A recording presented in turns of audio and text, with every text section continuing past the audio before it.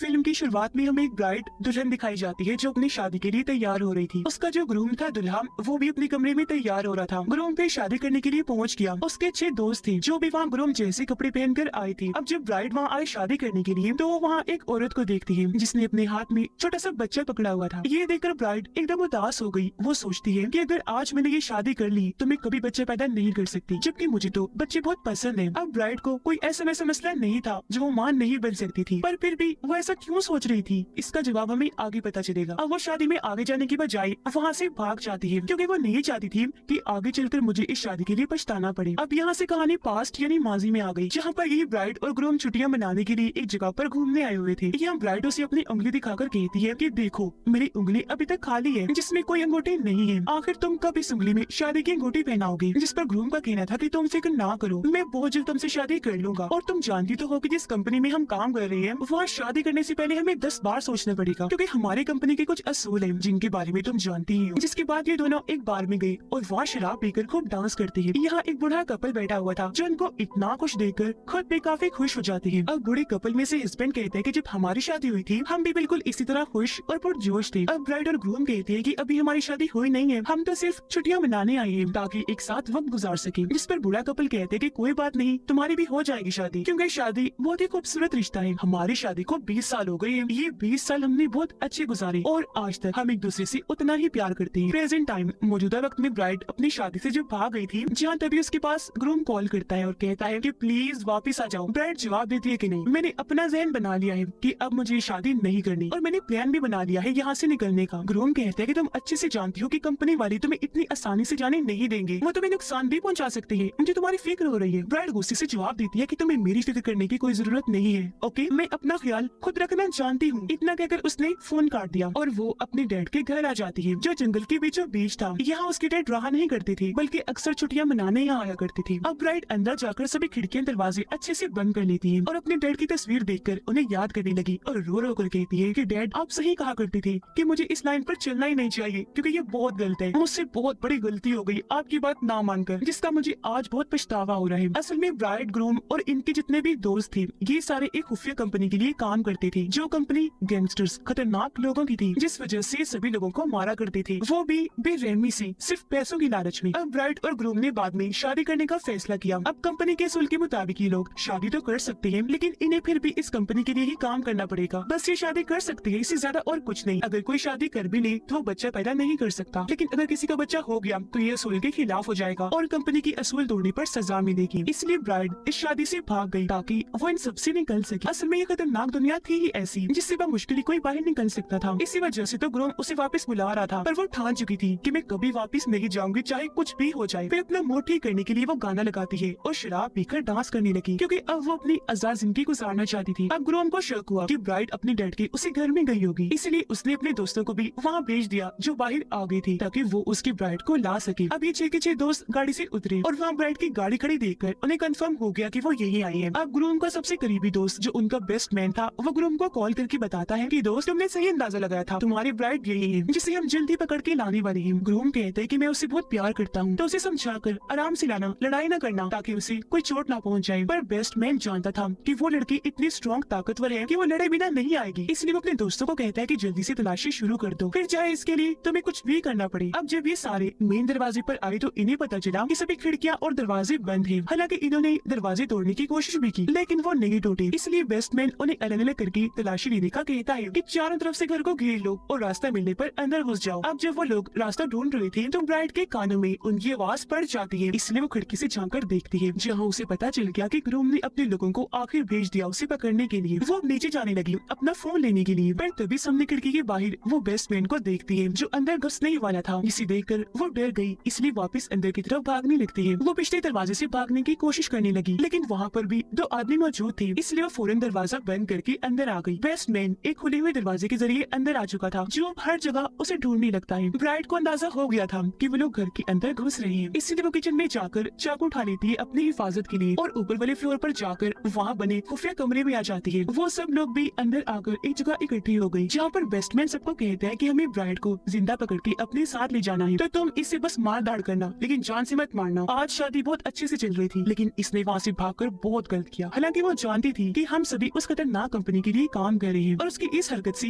Company का मालिक बहुत गुस्सा है, जो अब उसे कभी जिंदा नहीं छोड़ेगा, क्योंकि वो जानता है कि ब्राइट कंपनी और हम सब के बारे में बहुत अच्छे से जानती है, और अगर इसने पुलिस को जाकर बता दिया तो हम सभी पकड़े जा सकते हैं। अब यहाँ से हमें फिर पास्ट की कहानी दिखाई जाती है, जहाँ पर ब्राइट और ग्रूम को वो बुरा कपल दोबारा मिले थे, जो ब्राइट और ग्रूम को ऑफर करते हैं कि तुम भी हमारी कश्ती में आ जाओ, बहुत मजा आएगा क्योंकि हम वहाँ बहुत एंजॉय करेंगे। तब ब्राइट और ग्रूम ने उनकी ऑफर मानी थी और वो इन्हें अपनी कश्ती में भी ले आए थे। प्रेजेंट टाइम में ब्राइट अपनी खुफिया कमरे में चाकू लिए बैठी थी। काफी देर के बाद वो हल्की सी खिड़की खोलकर बाहर देखती है। जब उसे अंदाजा हुआ कि रास्ता खाली है और आसपास कोई नहीं, तो वो बाहर आकर यहाँ से भागी, फिर अपनी बाइक स्टार्ट करके वहाँ से भागने लगती है। लेकिन तभी अचानक उसके सामने बेस्ट मैन का दोस्त आ जाता है, और क्योंकि अभी बाइक की स्पीड हल्की थी तो वो उसे धक्का मार देता है, जिससे वो नीचे जाके गिरती है और उसे थोड़ी बहुत चोट भी आ गई। लेकिन फिर भी वो उठी। जहाँ वो आदमी कहते कि तुम यहाँ से नहीं भाग सकती, जो कहकर वो धीरे धीरे आगे बढ़ने लगा। ब्राइट उसे चाकू दिखाकर धमकाने लगी कि अगर तुम मेरे पास आई तो मैं तुम्हें जान से मार डालूंगी। ब्राइट उस पर हमला करके उसे लड़ने लगी। उसने ब्राइट का गला पकड़ लिया, लेकिन यहाँ वो चालाकी करती है। वो अपनी टांगों से उसकी गर्दन जकड़ लेती है और फिर दीवार का सहारा लेकर चाकू से उसकी गर्दन काट देती है। उसका बहुत सारा खून बह गया, जिससे मौके पर ही उसकी मौत हो जाती है। अब जब वो बाइक लेकर फिर से यहाँ से भागने लगी तो अब यहाँ दूसरा आदमी आ जाता है उसे पकड़ने के लिए, इसलिए वो भागकर वापस घर के अंदर आ गई। लेकिन तभी उसे यहाँ दोनों घेर लेते हैं, जिनमें एक का कद लंबा था और एक था बोना, जिसका कद काफी छोटा था। अब लंबा आदमी उसे मारकर नीचे गिरा देता है और फिर उसे बहुत पीटने लगता है, लेकिन वो हार नहीं मानती। इस तरह उसे चकमा देकर वो उठी और शावल बेलचे से उस पर वार करके इतना मारती है कि उसकी जान ही ले लेती है। अब ये देखकर बोना आदमी काफी गुस्से में आ गया, कहता है कि मैं तुम्हें नहीं छोड़ूंगा। वो चैनसॉ उठाता है, जो ब्लेड वाला हथियार था, और उसकी रस्सी खींचकर उसे चलाने की कोशिश करता है, लेकिन वो स्टार्ट ही नहीं हो रहा था। ये देखकर ब्राइट उठी और उसे जोरदार टांग मारती है, जिससे वो काफी दूर जाके गिरता है और मौके पर ही वो बेहोश हो गया। अब जब ब्राइट वहाँ से भागने लगी तो बेस्टमैन उसे देख लेता है। वो उसे देखकर हंसने लगा, इसलिए वो अपनी जान बचाकर वहाँ से फिर वापस अंदर ही भाग जाती है। वो ऊपर वाले कमरे में आ गई, जहाँ आकर उसने खुद को लॉक कर लिया था और हाथ में वो गोल्फ स्टिक लेकर बैठ जाती है हिफाजत के तौर पर। बेस्टमैन अपने बचे हुए साथियों को कहता है कि ब्राइट ऊपर छुपी हुई है और अब मैं उसे पकड़ने जाऊंगा, तुम लोग नहीं, क्योंकि हमारे पहले ही 2 साथियों को उसने मार दिया है। अब पास में हमने देखा कि जब ब्राइट और ग्रूम बूढ़े कपल की कश्ती में आई थी तो वहाँ सच में काफी एंजॉय करते हैं। यहाँ बूढ़ा कपल फिर से कहते हैं कि हमने अपने 20 साल बहुत अच्छे गुजारे, जो कहकर उनमें से हस्बैंड कहानी सुनाने लगा, पर हम किसी डॉल्फिन की तरह है पानी में, जहाँ पर शार्क्स भी है, जो हालांकि डॉल्फिन को एक ही बार से मार दी, पर डॉल्फिन भी इतने होशियार तो है कि वो शार्क के बाल को जाया करते। अब ये सुनकर ब्राइट और ग्रूम समझ जाते हैं कि ये हमारे बारे में ही बात कर रही है और इन्हें पता चल गया है कि हम कौन हैं और यहाँ किस मकसद के लिए आए हैं। अब बूढ़ा आदमी एक दराज खोलता है जिसके अंदर गन पड़ी हुई थी, जिसे वो चुपचाप प्लेट से छुपा देता है, क्योंकि वो जानता था कि ये खतरनाक लोग हैं, तो अब यहाँ खतरा भी हो सकता है। लेकिन जब ब्राइट वहाँ आई तो वो गन को देख लेती है। प्रेजेंट में ये सारे एक साथ ब्राइट को पकड़ने ऊपर जाते हैं, क्योंकि अब इन्होंने प्लान बनाया था कि हम बारी बारी अंदर जाकर उसका सामना करेंगे। वो सबका मुकाबला नहीं कर पाएगी, थक जाएगी, जख्मी हो जाएगी और ऐसे हम आसानी से उसे पकड़ लेंगे। इसलिए अब उनमें से ये पहला लड़का अंदर जाता है, जिसे पीछे से आकर ब्राइट पकड़ लेती है, लेकिन वो खुद को छुड़वाकर ब्राइट को मारने लगा। पर वो भी कम नहीं थी, आखिर उसे भी उसी कंपनी से लड़ने की अच्छी ट्रेनिंग मिली थी, जिनमें से अपनी महारतों का वो यहाँ इस्तेमाल करती है। उस आदमी ने जब ब्राइट को पकड़ा हुआ था तो वो किताबों वाले शेल्फ पर अपनी टांगे रखकर खून चाहती है और उसके पीछे आकर काफी पीटने लगी, जिसके बाद वो उसका गला दबाकर उसे जान से मार डालती है। अब तभी यहाँ एक और आदमी आ गया, जिसके पीठ पर चढ़कर ब्राइट उसे मारने लगती है, पर उसे नीचे उतारकर वो ब्राइट को मारने लगा। फिर उसका गला पकड़ लेता है और काफी मारने के बाद कहता है कि तुम मुझे नहीं हरा सकती, जो कहकर वो अपना चाकू निकालकर ब्राइट की तरफ करता है, लेकिन यहाँ ब्राइट चालाकी से उसे चाकू छीन लेती है और उसकी टांगों में घुसा देती है, जिसे दर्द की वजह से वो तड़पने लगा। अब वो पहले ही बहुत तकलीफ में था, जहाँ अब ब्राइट उसका आखिर गला ही काट कर उसकी जान ले लेती है। फिर वो इस चाकू को अपने पास ही रख के वहाँ से बाहर आई और अपनी गाड़ी की तरफ भागती है। जब ब्राइट गाड़ी के पास आई तो उसे एहसास हुआ कि मेरे पास तो चाबी ही नहीं है, जिसके बाद वो दोनों ब्राइट के पास आई और बेस्टमैन उसे चाबी दिखाकर कहते कि देखो ये मेरे पास है। और अब वो ब्राइट को बहुत पीटते हैं और उसे कहने लगे कि अब तुम्हें हमारे साथ जाना ही होगा। बेस्टमैन अपने साथी को कहता है कि इसे मार मार कर इसका बुरा हाल कर दो, जो कहकर वो खुद घर के अंदर जाने लगा ताकि जश्न मना सके कि हमने ब्राइट को पकड़ लिया और हम इस मिशन में कामयाब रहे। अब बेस्टमैन का दोस्त ब्राइट को कहता है कि तुम मुझे बहुत पसंद थी, लेकिन मैं उस कंपनी के खिलाफ नहीं जा सकता। उसने अपने पास चाकू छुपाया हुआ था, जिसे वो एकदम उसकी आंखों में घुसा देती है। वो दर्द की वजह से तड़पने लगा और ऐसे तड़प तड़प के उसकी मौत हो जाती है। अब मरती मरती ब्राइट ने उसे कहा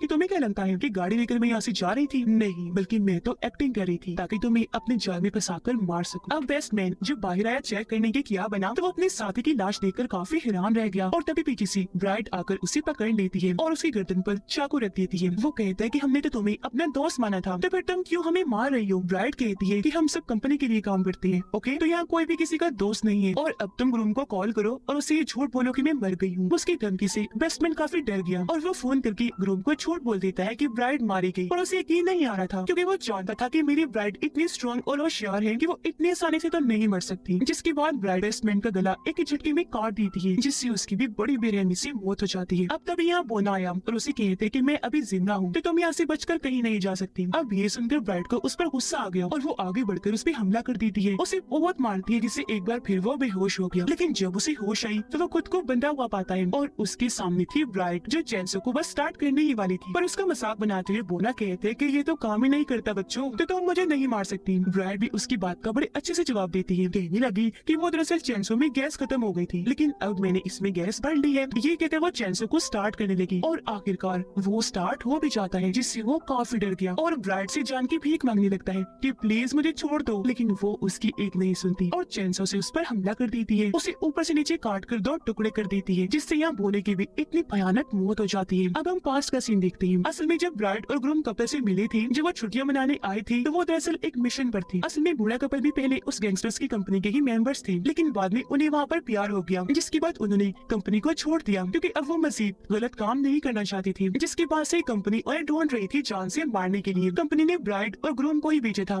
ताकि ये उन्हें जान से मारते। वो अपने गन निकालकर ब्राइड और ग्रूम पर तान देता है, लेकिन तभी उसने देखा कि गोलियों वाली मैगजीन तो गायब है, जिस पर ब्राइड बताती है कि वो मैगजीन मैंने पहले ही निकाली थी क्योंकि मुझे पता था कि ये वक्त आने ही वाला है और गन भी मैंने देख ली थी। बूढ़ा आदमी उदास होते हुए कहते हैं कि मैं भी जानता था कि आखिर में हमारा यही अंजाम होगा, तो लो मार लो हमें अंदाजा हो गया था कि कंपनी हमें कभी नहीं छोड़ेगी। ये सुनकर ब्राइड और ग्रूम अपनी अपनी गन्स निकालकर दोनों को शूट करके मार देती है। प्रेजेंट टाइम में ब्राइड जख्मी हालत खून में लथपथ ग्रूम के पास पहुंचती है और ग्रूम उसे जिंदा देखकर काफी खुश हो जाता है, कहने लगा कि मैं जानता था तो मैं ऐसे नहीं मर सकती। ब्राइड उसे कहती कि अभी भी मौका है, मेरे साथ चलो ताकि हम दोनों इस कंपनी से बहुत दूर चले जाएं। ग्रूम जवाब देता है कि कब तक भागेंगे, जहाँ भी चले जाए वो कंपनी हमें ढूंढ कर पकड़ ही लेगी, जिसके बाद हमारा अंजाम सिर्फ मौत होगा। ब्राइड बोली कि तुम भूल गई वो कपल 20 साल तक कंपनी से बचकर रहता रहा और मुझे पता है कि वो वक्त उनके लिए बहुत कुछ गवार रहा होगा। ग्रूम कहते हैं कि जब एक न एक दिन मरना ही है तो फिर ये 20 साल क्यों जाया करे, ऐसे क्यों गुजारे, इसलिए मैं तुम्हारा साथ नहीं दे सकता, लेकिन हाँ तुम्हारे साथ आखिरी बार डांस करना चाहता हूँ। जो कहकर उसने अपना हाथ आगे बढ़ाया, ब्राइड ने भी उसके हाथ में अपना हाथ रख दिया और वो लोग अपना आखिरी डांस करने लगे। और अब यहाँ उनमें से किसी एक को मरना था और फिर तभी सच में ग्रूम उस पर हमला कर देता है, जहाँ इन दोनों की लड़ाई होने लगी। पर ब्राइड यह शराब की बोतल नीचे गिराकर तोड़ देती है, फिर उसका कांच का टुकड़ा उठाकर ग्रूम की गर्दन में घुसा देती है, जिससे वहीं पर उसकी दर्दनाक मौत हो गई। जिसके बाद ब्राइड उस वक्त को याद करने लगी कि जब हम छुट्टियां मनाने गए थे तो वहाँ पर हमने शादी का फैसला किया था और हम एक साथ कितने खुश थे, लेकिन आज यहाँ ऐसा वक्त आया कि मुझे अपने हाथ से अपने प्यार को मारना पड़ा। और अब वो उठी